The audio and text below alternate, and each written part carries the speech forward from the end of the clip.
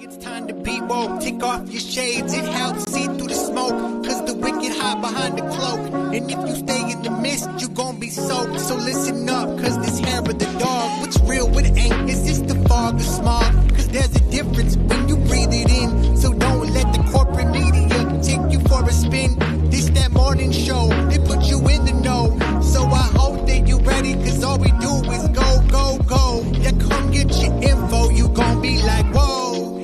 Dog, we bout that, ayy.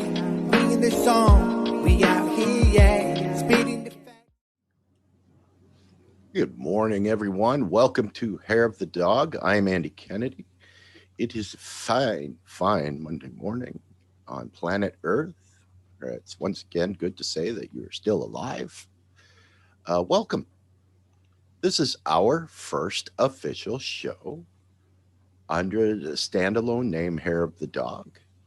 We are now an entity unto ourselves in syndication.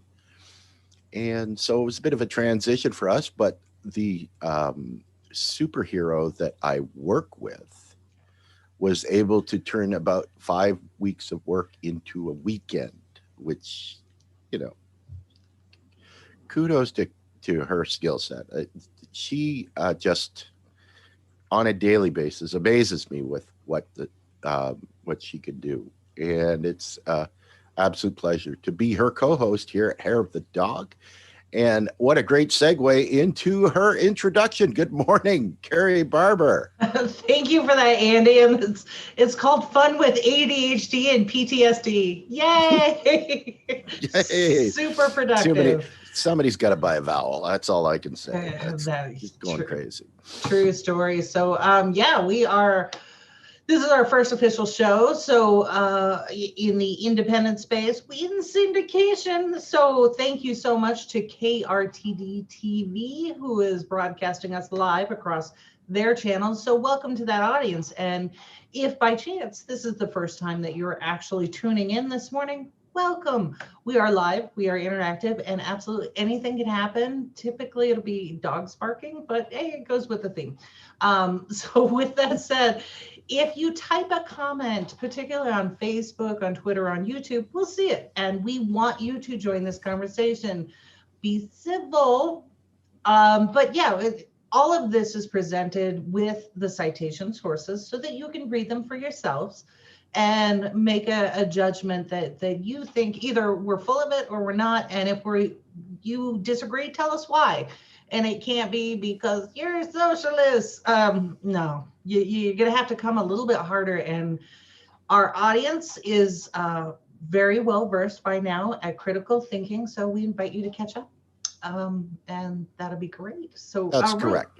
Yeah. And I would say that, Carrie, that it's a probably good policy on our part to say that if you are going to critique us, then one word responses will not do.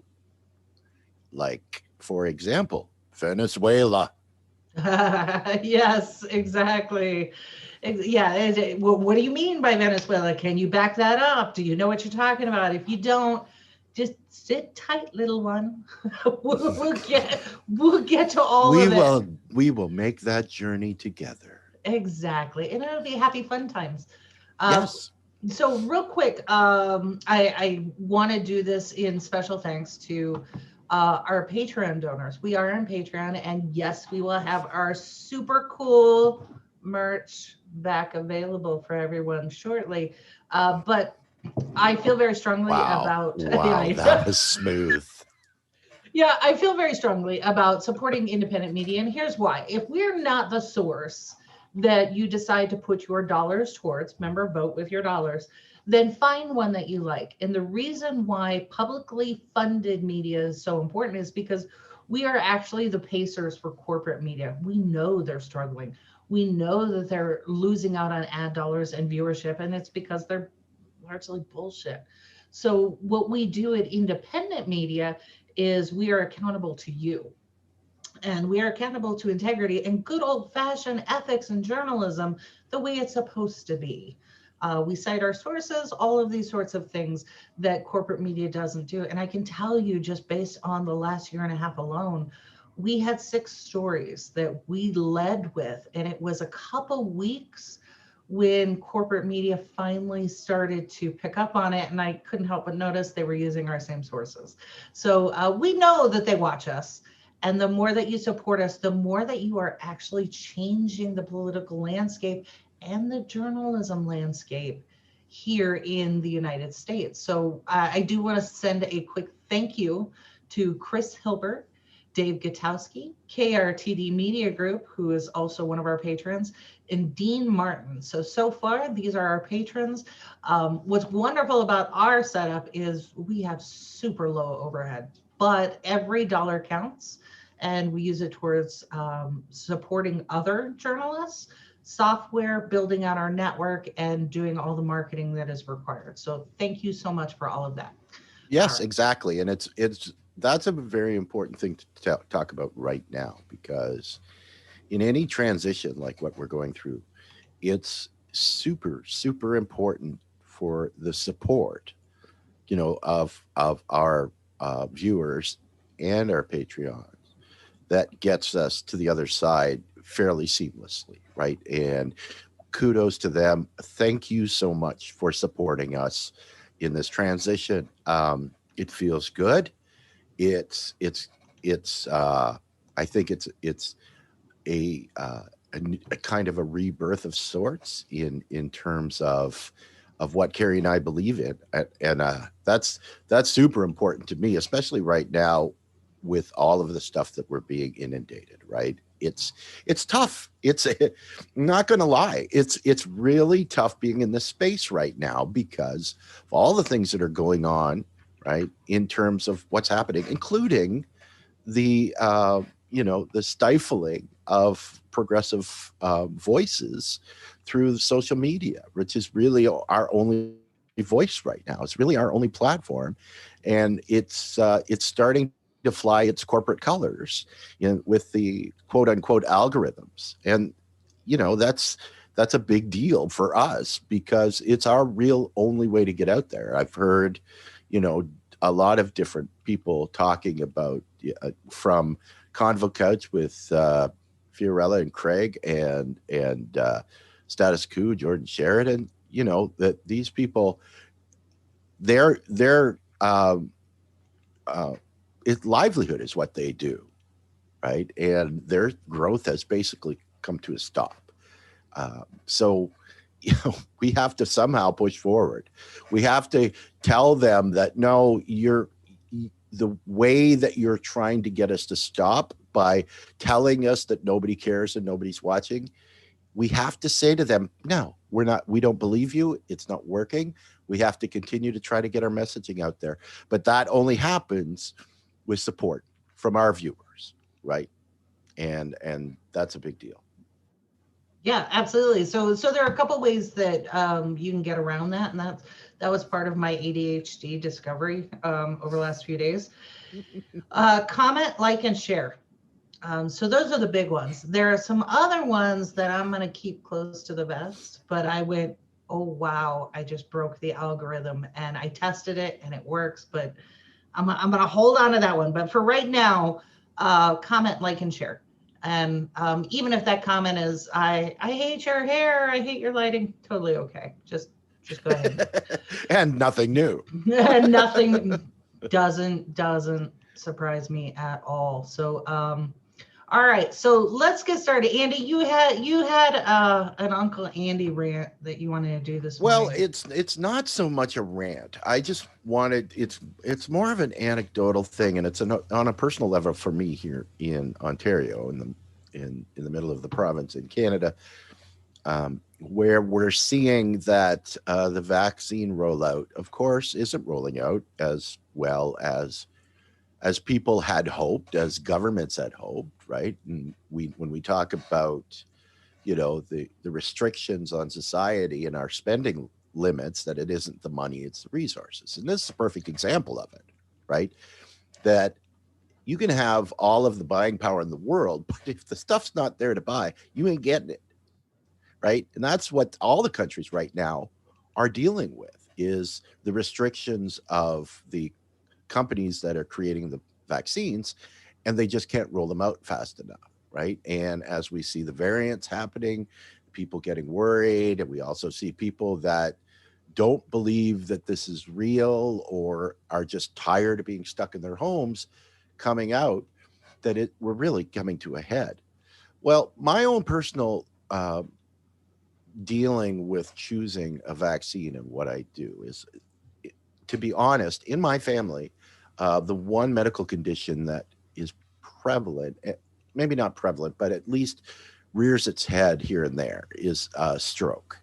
And so when I hear things like the AstraZeneca vaccine being, an issue with thrombosis, or not to be taken by women who are pregnant or childbearing or whatever, the actual worry is, it was a personal choice to not go get it. And right now, in my age group, that's really the only one that I could get, right?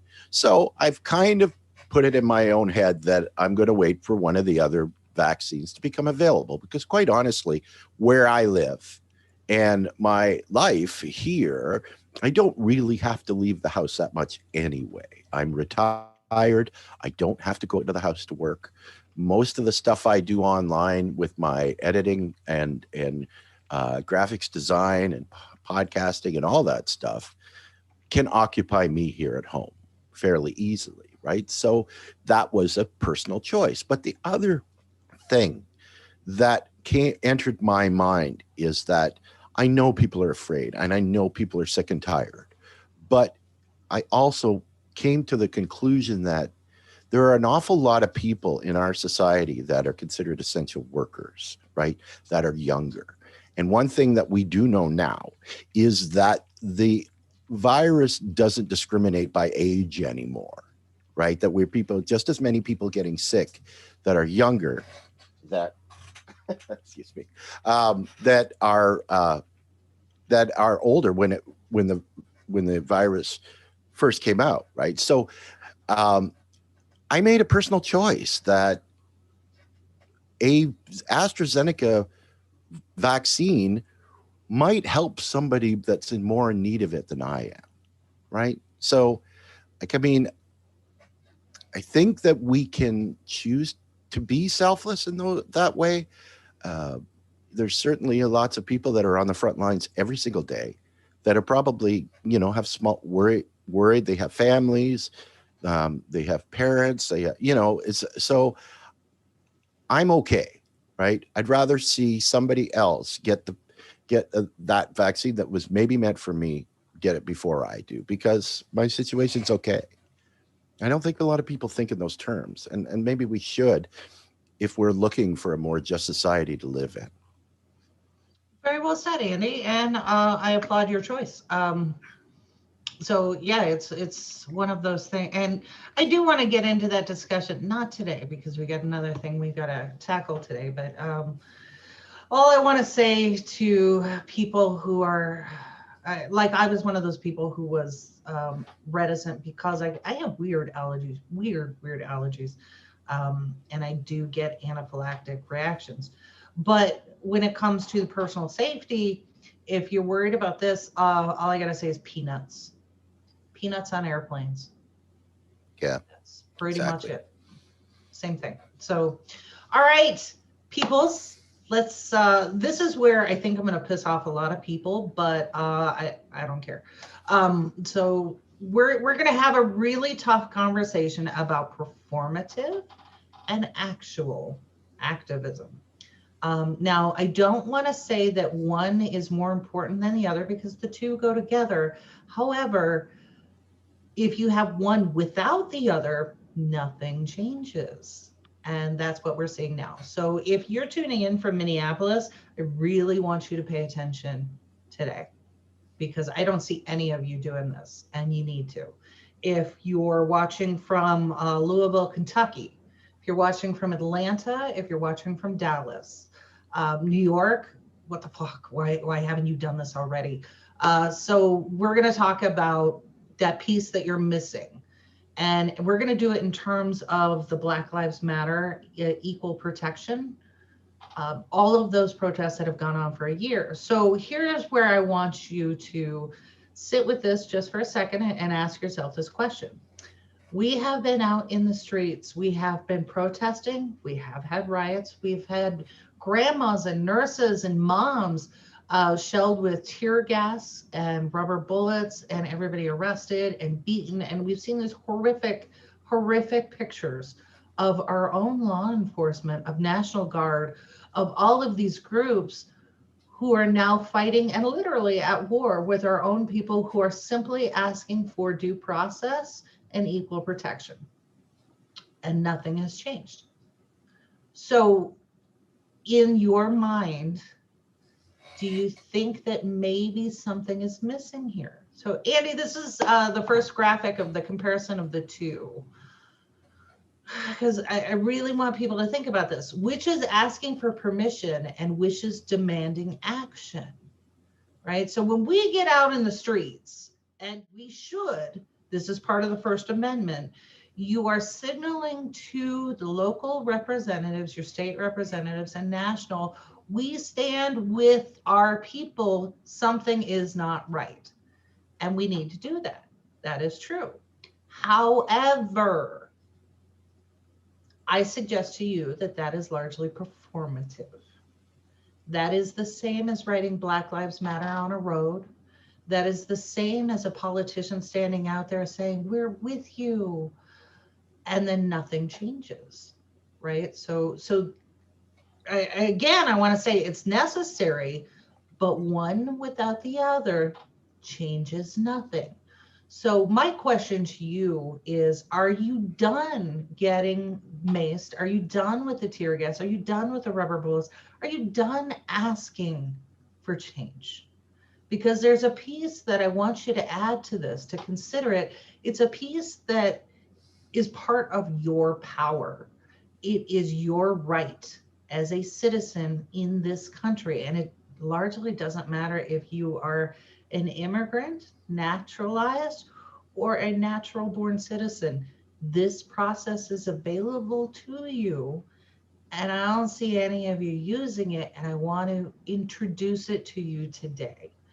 Because this process is the legal piece that has been missing from all of these protests. And that legal piece is the one thing that they fear. And why can I say with credible reference that they fear this is, number one, for those of you who are vote blue no matter who, and maybe you're active in your political party, has your chairperson, has your vice chair, has any of your district leadership introduced you to the petition and referendum process? Have they explained this process to you? Outside of trying to get a candidate on the ballot, do they tell you about this process? Do they explore it with you? Do they make sure you understand all of it? If the answer is, what referendum process? There you go. There's your proof.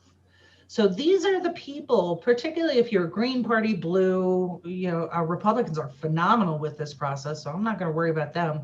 But if you are in a political party and they're not talking about this, you got to ask yourself, why not? Because this is the foundation of your civic engagement. If you don't like something or something needs to be changed and you are not getting representation either at the local or state level, we're not even going to worry about Congress because they're full of it. But at the local and state level, this right here, the referendum process, is how you make change. So I want to show you an example. And I hate to keep bringing up my state, but damn, New Mexico is off the chain right now, just absolutely off the chain. So one of the links that I included was to this bill that New Mexico had, where New Mexico is the second state to do this, but New Mexico went even further. So New Mexico repealed qualified immunity for every city police officer, every sheriff, every representative at a state and local level, every judge, every guardian, all of them. now no longer have the shield of qualified immunity. And isn't that what we're talking about when we're talking about reforming police departments? And oh, by the way, did you all see the headline where the Oath Keepers, that terrorism group, the Oath Keepers are saying that they're being trained by police departments, by members of law enforcement? If that's not a clear enough signal that we need to make changes now and we need not wait for representatives to do that, then I don't know what is. I mean, what else are you waiting for? What more do you need to see? So I just want to put that out there and posted the link yet again so that you can see it. And what I want you to understand with this bill, oh, hey, Falcon's joining us this morning. Good morning. Good morning to Jerry. Good morning to everyone else who's watching. We have quite a bit of an audience this morning. So yeah, go ahead and tune in and weigh in on the comments. But I posted the link to New Mexico's bill. And what I'm asking you to do is read it, copy it, steal it. So here's how this works. You can take this bill. This is step one. Take this bill and literally scratch out New Mexico and write in your state's name. You may have to do a little bit of research because your state in a statute, and you'll have to look up your statutes, your statute will define what qualified immunity is. So you can either reference it and put a line in there, this repeals statute XYZ, whatever that number is, or you can just put this bill through. So the first step in this process is you take New Mexico's bill. And New Mexico caps awards, like if you want to sue a police officer who beat your head in civil rights violation, it caps it at $2 million for your award. But what it does on the other side of this is, as a taxpayer, if you own a home or a business or you buy something in your state, sales and use, all of those taxes go towards a state budget. So don't confuse state and federal. We're just talking about state right now. All of the taxes that you pay as a resident go into paying awards and lawsuits for all of these wrongful death and civil rights abuses. And we'll get into why that's important in a minute. But what this bill does for New Mexico is says, okay, we're no longer going to fund this for you. You are now personally responsible for, so you, Mr. Officer, who have decided to violate your neighbor's personal civil rights, you will now have to pay this judgment against any award that comes from you. And oh, by the way, now you can sue the Fraternal Order of Police who is shielding this officer. And if this officer have been in violation several times and been cited several times, you can sue his chief of police or her chief of police, and you can sue the union who shielded them. So that's what this law does. And if you want to enumerate that specifically, you can do that. Take New Mexico's bill, white it out, find your local state representative and say, here, I want you to help me with this. Give me your staff member. I want you to submit this and sponsor this. And if they tell you no, find another one. And if they tell you no, find another one until you find somebody who will submit this for you. If you can't, well, now you need to replace those people.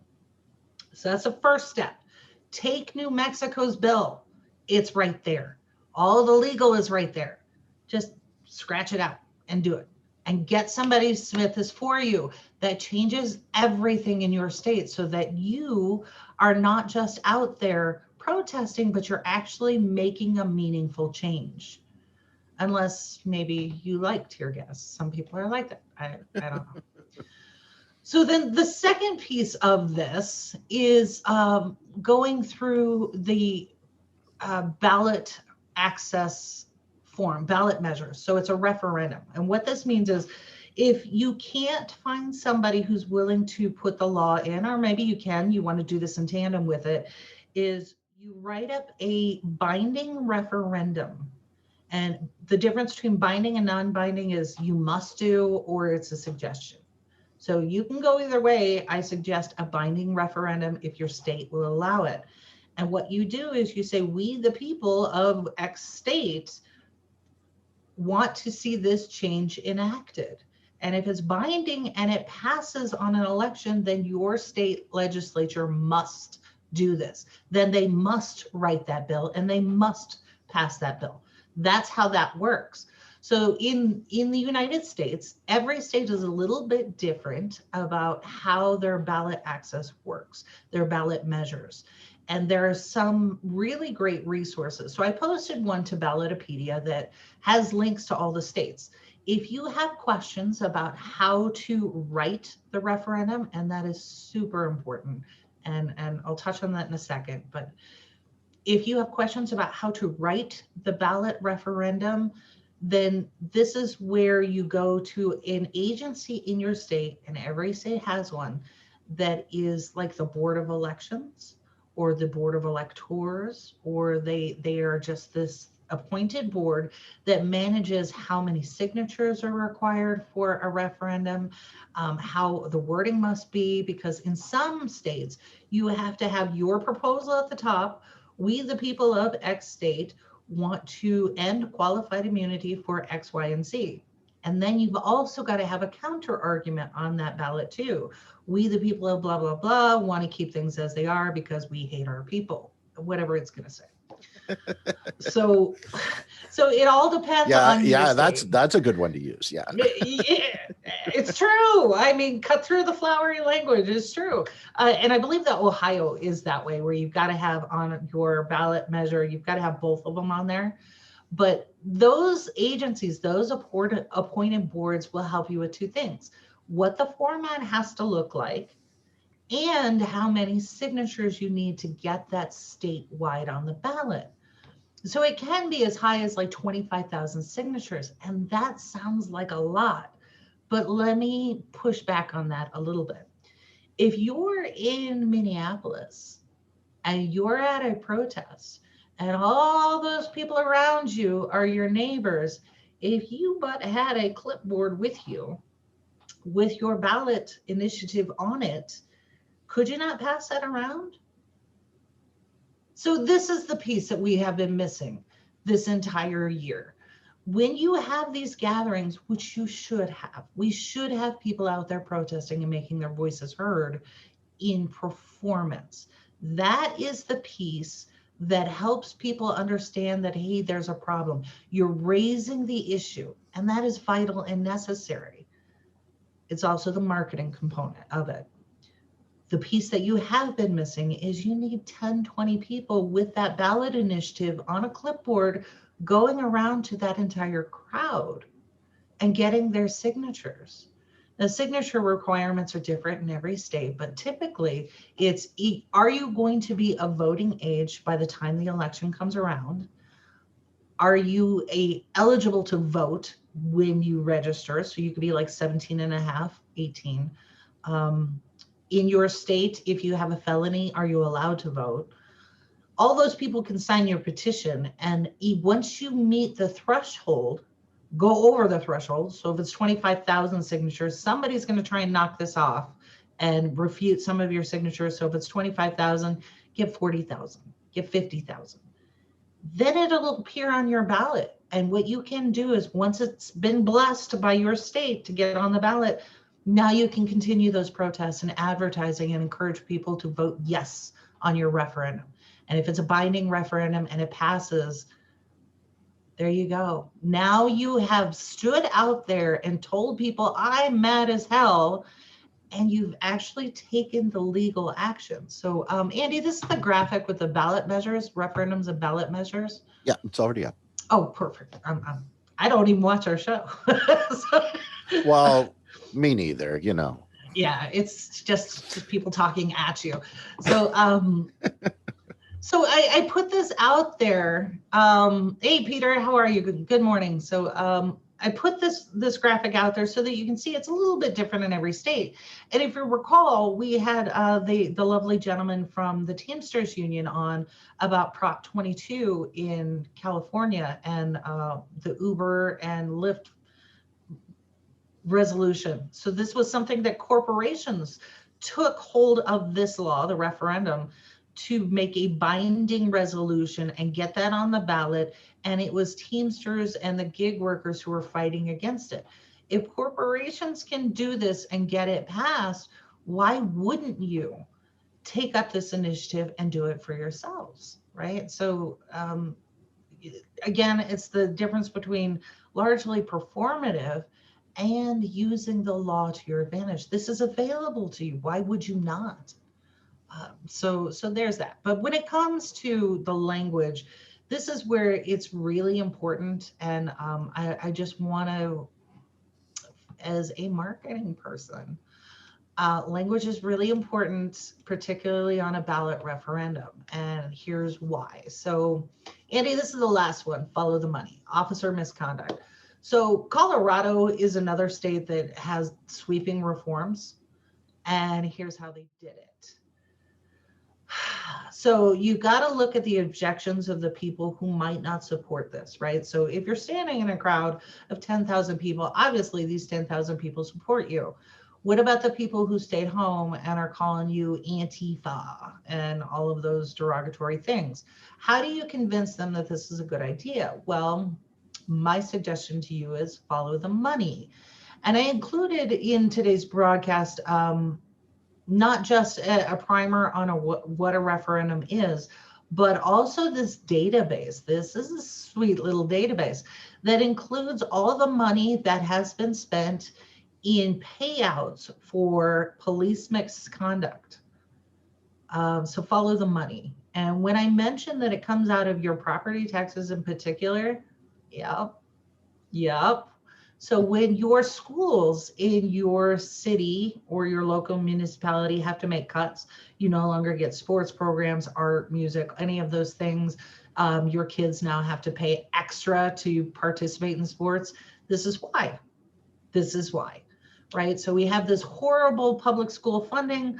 Plus, oh, by the way, every time one of these jagoff officers violates your civil rights, you get to pay the penalty. And it's always on the back end. And here is a list of, these are just a couple. I stopped. There are thousands of entries in this particular database by state, by city, by transgression. What did they do? Is it wrongful death? Is it just a civil rights violation? Just. All of these things are in here, but here's just a couple from Colorado. So the Aurora Police Department paid a settlement of $285,000 to one person, somebody who didn't even make it to the news. They abused this woman and she sued them and she won $285,000. That did not come out of the Aurora Police Department budget. I want you to understand that. That came from the Aurora and Colorado budget, right? So they didn't pay, the people who were actually guilty of the transgression didn't pay it. The rest of Colorado paid it. City of Boulder approved a payout of $125,000 for another police misconduct thing. That $125,000, how many programs could that have benefited in Boulder? You know, you're talking about you're feeding the elderly, homeless populations, upgrading public schools. Right. All of those things that did not go to Boulder's budget. Instead, $125,000 went to pay for this wrongful judgment. Denver, the city of Denver, $28 million for police and jail claims. So this is every time that the police slam somebody's head into a wall or handcuff somebody and break an arm, all of these things that they should not be doing, you pay for it if you're in Denver.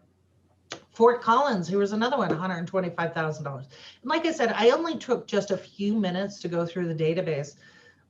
There are thousands. And this one, Washington, D.C., wow. In a 4-year period, the District of Columbia, they are not a state. They're just this little area, District of Columbia. Teeny tiny. Yeah, teeny tiny. And in fact, the people who are responsible for DC as their local representatives are members of Congress. So that $30 million on police misconduct cases in an area of such detrimental income inequality and all the shit that's going wrong in DC. 30 million was paid because officers could not follow the law. And that's essentially what this is, right? We're saying equal protection so that a George Floyd gets due process and gets to live. And the officers who are charged with upholding the law are they themselves subject to the same law. That we don't have somebody out there who is above the law and acting with impunity and running around like Judge Dredd. That is never supposed to be happening. So this is part of the language that you want to use, particularly with your more conservative neighbors, because if they're going to argue, we back the blue, then that is the language that you need to go with. We back police officers and we back those who uphold the law and who are adhering to our most basic values in the Constitution. We back the blue. And we want to make sure that our property taxes and our taxpayers are not being held accountable for what a small minority of officers do. That's the language you go with. So you're removing objections. This is not hard. It's not hard to do. And what you're also doing is when these other groups come up to stop it, guaranteed they're going to be backed by the Fraternal Order of Police or whatever craziness comes up, you're going to give them less wiggle room to oppose you. So you're going to go out and write this from that perspective, remove those objections, and give your opposition a lot less to work with so that they have to come out with batshit crazy. Yep. Then you did. Yeah. And then we'll see a lot less police union heads crying on television because they're being maligned, much like billionaires crying on CNN. Yeah, dabbing themselves with $100 bills. Hey, good morning, Dave. Thanks for joining in. So if you doubt me, if you've listened to this and you think, well, she's just insane, this will never work, there are no good cops. But wait. We had an incident last week that I talked about, maybe you didn't see. Here in Albuquerque, we had 20 officers who were out at a protest. This was a civil rights protest in response to the Derek Chauvin trial and everything else that was going on, these horrific shootings. They were out there protecting the protesters. And what happened was some gentleman, this is an open carry state, some gentleman came and bragged about the weapon that he had with him, that it was loaded, and he was menacing these peaceful protesters. Menacing is, I am a threat to you, and I have no qualms about using this firearm against you right now and harassing and yelling at you. That is a crime. So Albuquerque's police force that was out there arrested that gentleman because that is a crime. You have a right to be out there protesting and do what you need to do. So when they took him to the jail, somebody, and it still hasn't come out who it is specifically, but somebody dropped the charges on that gentleman. So these 20 officers went, wait a second, we have spent way too much time and effort trying to regain the trust of our neighbors in doing our jobs. That person broke the law and you dropped charges? No, we are not going to stand for it. You told us that we need to have a clear chain of command and clear instructions. We thought we were. You're not on the same page, so they all resigned. And what happened was the protesters and everybody else who came out went, yeah, those officers were right. They were with us. They were with us as the citizens. So can you see, particularly you in Minneapolis, how it has been flipped? Because the people here in this state said, we need a change and we are going to execute on this change. And we're going to do it through the legal framework available to us. Do you not want that? Now, I'm not saying New Mexico is perfect, but what I am saying is there's a better way. Are we not tired of this? And a more effective way.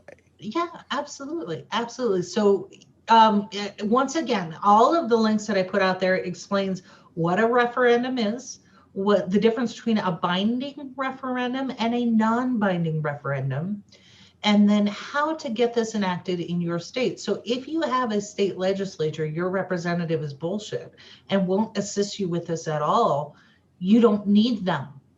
You don't need them. You can do this. And I would be hard pressed to understand why you couldn't get this done, particularly if you're bringing your clipboards to any of these protests. You should be able to get a signature completed in about a week. Yeah, absolutely. Make sure you bring a flashlight. Yeah, exactly. Clipboard, flashlight, do it safely. I'm not, still take the same precautions, but this is something that you don't need a qualified organization. You don't need a political party. You just need a bunch of willing people and explain to them how this works and be able to move forward. Now, there are tons of groups out there who know how to do this and can help you. I'm not suggesting that you don't work with somebody, but you are not limited by any of that, by money or any of these sorts of things. You can print out your petitions at your local, whatever, Kinko's, or on your home printer. You can do this. So, hey, Pamela, good morning. She says, good morning, Karen, Andy, Miss Pamela. Good morning, Miss Pamela. Okay, so Dave says you got to be comfortable doing this with asking for people. Okay, Dave, yeah, that's true. And this is where, you find a neighbor and you can you do some role playing. But I would suggest to you is Facebook user, your name didn't come through. Joined late. Is this talking about referendums for ballot initiatives? Yes, we are. And Pamela, I'm going to post those links for you again, so you can see them. But so getting back to the question, Dave, you got to be comfortable. I'm like, I am far more comfortable saying, hey, let's make this change. Can I get your signature? Than I am getting hit in the face with a rubber bullet. Well, and that's the key, right? Like, I mean, if you're at a protest, every single person had to put their own safety, on the back burner for the greater good of coming out to tell the police that, no, we're not going to stand up for this. That's quite a step forward in getting out of the comfort zone, right? So if you have a clipboard in your hand and you have a whole bunch of people that are out there that are at least passionate, if not angry, would in a second be willing to sign a petition that gives people rights, right? In a place where people don't feel that they have any rights. That's exactly right. You're right. The rights. But yeah, so this is, I don't know.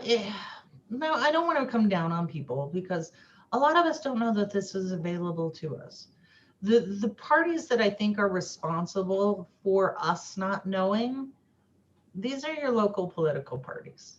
So once again, if you consider yourself a Democrat or leaning Democrat, go to your local county party and demand that they step up. Because I know they know this process because it's almost identical to get candidates on the ballot. Almost identical. So not only will they be familiar with this process, they will be familiar with how to defend.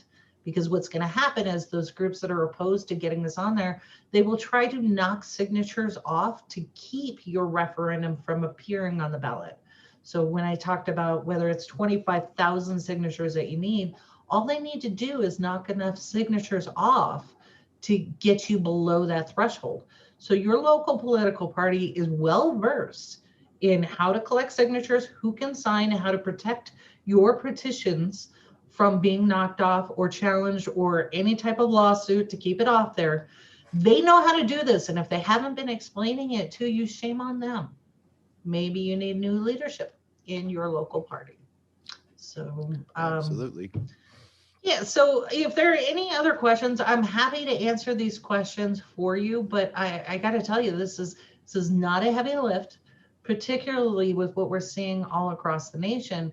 And let's be honest, while you're out there, the most that you are able to do, the most that they're able to be concerned with, and Andy, you bring this up, shaking a fence. What are you really going to do? Disruptive, right? That's what they're worried about. And they're like, oh, I can guarantee it. They're like, oh, well, these will die down.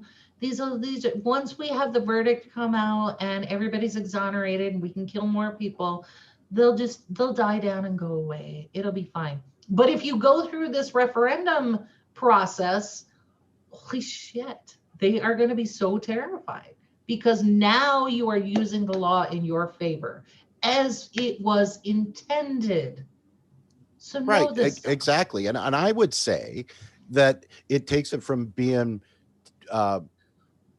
performative to actually punitive to the bad actors in all of this, right? Like, Mhm. I mean, we're talking about people are upset that when these cases go to criminal court and these policemen are exonerated because of the strength of the police unions and the fear of the court system, quite honestly, right?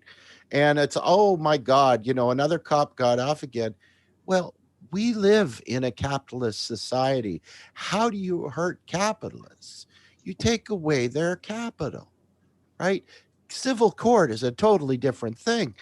If I can take you to civil court and you are no longer protected financially from the burden that you have created, then that is a very major problem. Then the police that think that they are protected on all sides are no longer protected, including police forces, departments, entire areas, right? Mhm. It's how you hurt them and you take away their funding. You take away the money that goes to protect them. Yep. Right? Yeah, because they're more than happy. And this is another, I guess, conservative talking point. Feel free to use it. They're more than happy to spend your money, not their own. So that is the protection that you are proposing to remove. Spend your own money. So Pamela asked a question: how long have you known about this process? Me personally, 2015. And I had to learn it when I ran for office. And I learned it from the candidate standpoint, particularly in a state where there's so much corruption and so much is used against you to knock you off ballots. And this is how incumbents retain their seats.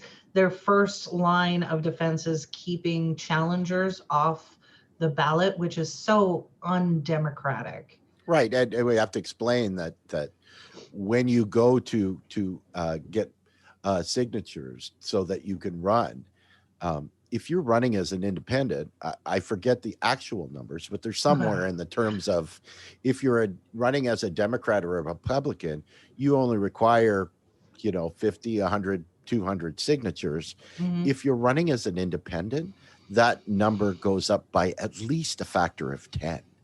Oh, absolutely. So in my race in particular, I'll give you the numbers. It was a countywide race. I needed 11 signatures if I was running as a Republican, 14 if I was running as a Democrat, 1,200 if I was running as an independent, and I only had 30 days to collect signatures. So yeah, it's this is where I learned the process and how it works. So the candidate campaign process is parallel to the referendum process, a little bit different, but this is where your Board of Elections, or whatever entity it is, it may be called something a little bit different. That is what they're charged to do. And you can call them up. Those people are really, really nice. How many signatures will it take? Is there a standard format that I need to use? And what does this look like? Can you direct me? Until you make that phone call or get in touch with them, I did include some links for some very generalized legal requirements and things, and some resources that you can refer to. And what I would love to see is a bunch of people out there in every state taking up this process, because it's there. It's been there. It's been there the entire time. And shame on your elected officials who didn't tell you this. But one quick shout out. And this is kind of what sparked this conversation for me. After the 13-year-old was shot in Chicago, there was an alderman. Alderman is like city council person in Chicago, an alderman who pushed back on social media because everybody was looking at the alderman, do something, do something. He's like, there's no legal framework for me to do anything other than stand up in a Chicago city council meeting and say this is wrong. That's performative. What he said was, this is on you. And people were really upset about that, but I was like, he's right. Absolutely. He's right. So so this is kind of why I wanted to have this conversation, and I'm going to reiterate this over and over again because our tens of viewers are not enough to really make a performative change. So I hope that, yes, we're like a classic, shampoo commercial. We need you to tell two friends, and you tell two friends, and so on and so on. Yep, exactly. Please share this with other people. And like I said, I'm happy to answer questions, but I gotta shout out to the alderman. He was absolutely right. And I just wanted to take it one step further. Not only is it on you, but here's how you fix it. Right. So I want to give you the tools and the resources available to you. And they have always, I feel like every time we do this, I feel like, the Wizard of Oz, and I'm like, Glenda, I'm like, you always had the power. It's here. And it's true. So just look out for houses, Carrie. Right. Right. Pam asks, can you have the alderman on a show? I have been texting back and forth with him, trying to find time on his schedule because he is an alderman. He works a full-time job. So I have been texting back and forth, trying to get him on to talk about not just what's happening in Chicago, but people taking the reins of power that is their due. And how does that happen, particularly in a city like Chicago that, I absolutely love Chicago. It was one of the nicest, friendliest cities I have ever been in. As does Finn. Yeah, there he started already. But it's got problems, and here's how you fix it. You can complain, but when complaining isn't enough, maybe you try this, and let's see where it goes. So so Pam says education was supposed to be our Glenda the Good Witch. That's right. So yeah, that's it. So all right, Andy, before Finn starts going off here, and he's really upset, you have any final words of wisdom for us before we get out of here? No, I think you covered it quite well, Carrie. What's the way that we make real change? How do we make effective change, right? The problem with the protests, expecting them to garner support, is the narrative. The narrative is so easily co-opted by the bad actors in our society, right? That the fence violence and Antifa and all of these things, right? We have to start to come to an understanding that the path forward for people that want to make change is going to have to be through the pocketbook. It's going to have to come through the wallet, right? We're going to have to threaten to take people's money away. That's how you make real change in a capitalist society. You take away their ability to earn capital. We've talked about a lot of different, examples of that. And it's true. We have to use the tools necessary to us because, as a number of people on the campaign trail, including Bernie and others, is that the reason they call us the 99% is because that's who we are, right? And that's the only advantage that we have, is that we have the numbers. And if we can get our shit together and we could coordinate legally removing our capital from the large corporations and oligarchs that are in charge, that's how you do it, right? They can't make you spend money.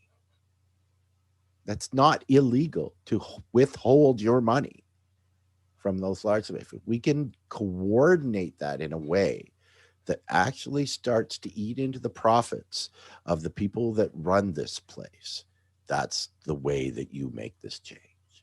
And the sooner we learn that, the better. Absolutely, very well said. So, just a couple comments came in. I think we have a new fan. Holy cow! Your name doesn't come through, so it just says Facebook user. My apologies, but this person says, "I love that y'all love the I y'all." love that. Hey, Yeah. hey, that's a good one. I love y'all speaking about this. Elected leaders, even high up like Bernie and AOC, have so far failed their voters by not directing them to use this process. Aha. Our policing system has been broken since the start, and the fact that our electeds don't tell us about this means they want us to believe that we don't have any actual power. We, the people, make real change by protest combined with constitutional actions and ballot initiatives. Exactly, which is why we titled this episode Make Them Fear You, because that is what's going to change it. So absolutely. Oh, hey, Josh H. from North Carolina. Thank you, Josh. He provided his name. So yes, so this is, I'm assuming your first time watching this, but this is what we do here. It's, we educate, inform, enlighten, and bring you the unfiltered, unvarnished truth. So stick around. Love it. Love it. And so thank you to Pamela, to Dave, to Jerry.